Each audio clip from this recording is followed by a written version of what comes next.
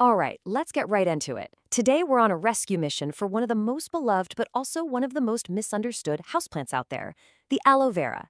So if you've ever had a gorgeous aloe and watched it just give up on you, this is your new emergency protocol. Does this scene feel a little too familiar? You start with this vibrant, strong plant, and then seemingly overnight, it's just a yellow, mushy tragedy. It's an incredibly common and frustrating problem. But the good news, it's often totally reversible, but only if you know what you're really up against. Most of us see these signs and we make a snap judgment. It's either too much water or not enough, right? But the thing is, while both can be an issue, those mushy, yellow leaves, they're a red flag for a much deeper, more dangerous problem that's happening system-wide. And that brings us to what I call the aloe paradox.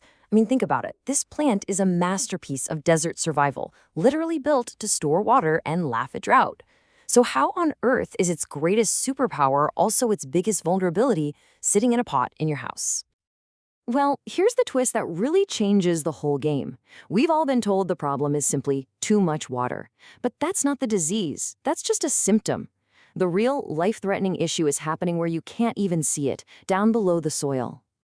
The real killer isn't drowning. It's suffocation. Yeah, what we call root rot has way less to do with a plant being too wet and everything to do with it literally not being able to breathe. And once you get that, it is a total aha moment for every aloe owner. So let's break that down. Root rot is really just a failure of gas exchange.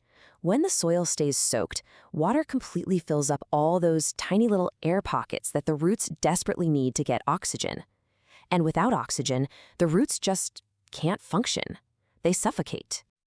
And this is how it happens. It's like a terrible chain reaction. First, the soil gets completely saturated. Then, the oxygen vanishes. The roots start to suffocate and die off. And that's when all the nasty pathogens, which just love those airless, wet conditions, move in to finish the job. So here's the most important thing to remember. Look, you can almost always bring a thirsty aloe back from the brink. But saving a suffocated one, that requires major surgery. So your new mantra, your foundational role, has to be always, always err on the side of underwatering. Okay, so we know the enemy is suffocation. How do we beat it? We build a fortress. Prevention is everything, and it's all about creating an environment where root rot just can't even get started. And the foundation of that entire fortress, your absolute #1 weapon in this fight, is the soil itself. You see, regular old potting mix is designed to hold on to moisture. For an aloe, that is basically a death sentence. It just guarantees the soil stays wet and the roots can't breathe. So what's the secret? It's a pro-level trick that is ridiculously simple. You just need a 1-to-1 ratio. Get 1 part good quality succulent or cactus soil and mix it with 1 part of some kind of inorganic grit like pumice or perlite. That's it. That's your starting point for the perfect aloe soil. And here's why that works. The organic part, the soil, gives it some nutrients. But that inorganic grit, that's the real hero here. It's what creates all those crucial air pockets that allow for amazing drainage and aeration. It keeps the soil from compacting and suffocating the roots. This isn't just a suggestion. It's absolutely mandatory for happy aloe. Once you have that perfect soil, you can start watering with precision, using what's called the soak and dry method. You wait until the soil is completely bone dry. Then you soak it thoroughly until water pours out the drainage holes. And this part is critical. Never, ever let it sit in a saucer of water. Let it dry out completely again. Remember, the long drying period is way more important than the day you choose to water. Okay, but what if you're already past prevention? What if you're in crisis mode right now?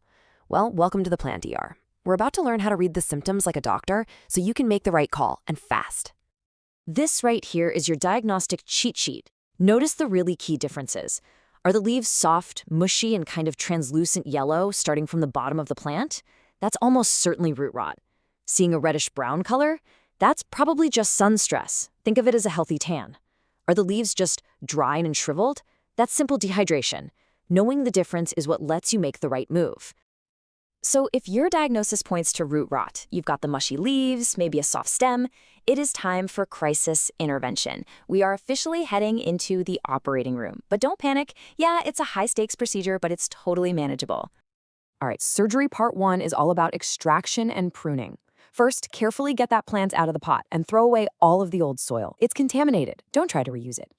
Next, sanitize everything, the pot, your scissors, whatever you're using. And then the surgery begins, and you have to be ruthless here. Cut away every single piece of soft, mushy, black, or brown root. And this is what you're looking for. Healthy roots, they're going to be firm and a light color, usually white or yellowish. Diseased roots are just unmistakable. They're dark, they're slimy, and they'll probably fall apart right in your fingers.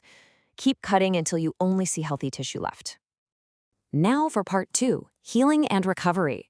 After the surgery, whatever you do, do not repot it right away. This is so important. You need to just let the plant air dry on a paper towel or something for a few days.